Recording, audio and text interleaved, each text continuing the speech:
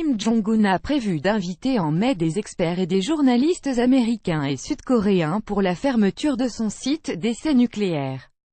Washington continue de voir dans ces déclarations une vraie opportunité de progrès alors que le tête-à-tête Donald Trump-Kim Jong-un se profile à l'horizon. L'Instagram SC, President Trump, if he can lead us to ending the Korean War and getting North Korea to give up their nuclear program in a verifiable way, deserve the Nobel Peace Prize and then some. pic.twitter.com/x0vsvicjim, Fox News, @Fox News. April 29, 2018. C'est lors du sommet intercoréen de vendredi que le dirigeant nord-coréen a fait la confession à son homologue sud-coréen Moon Jae-in selon laquelle il allait « ouvrir à la communauté internationale le démantèlement des installations », a confirmé dimanche la Maison-Bleue, la présidence sud-coréenne, les États-Unis, bien que fondamentalement hostiles à la Corée du Nord, apprendront, une fois que nos discussions auront commencé, que je ne suis pas du genre à utiliser des armes nucléaires contre le Sud ou les États-Unis au-dessus du Pacifique, a déclaré Kim Jong-un, selon des propos rapportés par le secrétaire chargé de la presse du président sud-coréen Moon Yoon-chan. Il n'y a aucune raison pour que nous possédions des armes nucléaires alors que nous avons des difficultés, si la confiance mutuelle avec les États-Unis se construit désormais à travers de fréquentes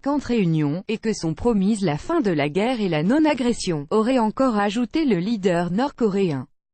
La Corée du Nord règle sa montre pour prouver sa bonne volonté. Kim Jong-un a promis de supprimer le fuseau horaire spécifique à la Corée du Nord créé par Pyongyang en 2015. La Corée du Nord avancera ses horloges de 30 minutes pour être en phase avec son voisin du Sud. Il a aussi réaffirmé qu'il n'utiliserait pas la force militaire contre le Sud et a souligné la nécessité d'un mécanisme institutionnel pour prévenir les tensions, toujours selon le porte-parole de la présidence sud-coréenne. Samedi soir, le président américain Donald Trump a déclaré à son homologue sud-coréen Moon, lors d'un entretien téléphonique, qu'il était satisfait d'avoir vu les dirigeants des deux Corées réaffirmer l'objectif d'une dénucléarisation complète lors de leur sommet.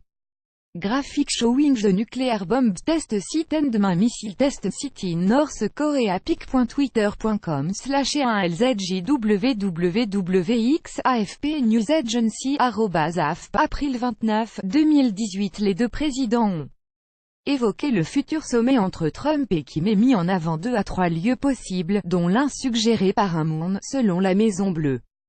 Le sommet en question n'aura en principe lieu ni en Corée du Nord, ni aux États-Unis, ni dans la zone démilitarisée qui divise les deux Corées, a dit un autre responsable de la Maison-Bleue à la presse. Mais il a refusé d'en dire plus. Plus tôt, un haut responsable américain avait déclaré que Singapour était considéré comme un lieu possible pour ce sommet. Enfin, le président américain a précisé samedi que ce tête-à-tête devrait avoir lieu dans 3 ou 4 semaines, tout au plus, vraie opportunité, en voyage dans le Golfe, le nouveau secrétaire d'État américain Mike Pompeo a de son côté indiqué dimanche voir une vraie opportunité de progrès, en affirmant qu'une solution avec la Corée du Nord devait impérativement d'abord passer par la diplomatie.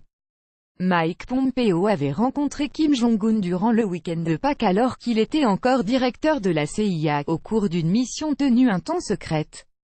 Mon but, c'était d'essayer de voir s'il y avait une vraie opportunité. Je pense qu'il y en a une, a réaffirmé M.